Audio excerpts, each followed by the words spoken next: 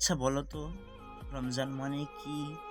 এই ভিডিওটা দেখার আগে কে কে জানতে? আমরা জানি রমজান মাস হলো ইসলামী আরবি ক্যালেন্ডারের নবম পবিত্রতম একটি মাস। এই মাসে ভোর থেকে নিয়ে সূর্যাস্ত পর্যন্ত আল্লাহ তাআলার জন্য পানাহার, পাপাচার থেকে বিরত থাকার অভ্যাস গড়ার জন্য আমরা রোজার পালন করে থাকি। এটি আত্মশুদ্ধি, আল্লাহর প্রতি ভক্তি ও দরিদ্রের প্রতি সহানুভূতি করার আর এর অভ্যাস গড়ার জন্য একটা সুবর্ণ মরশুম। রমজান এসেছে আরবি ধাতু রামাদ থেকে, যার অর্থ জ্বালিয়ে পুড়িয়ে ভস্ম করে ফেলা। অর্থাৎ এই মাসে রোজার মাধ্যমে বান্দার সমস্ত পাপ ও সমস্ত কুপ্রবৃত্তি জ্বালিয়ে পুড়িয়ে শেষ করে ফেলা হয়।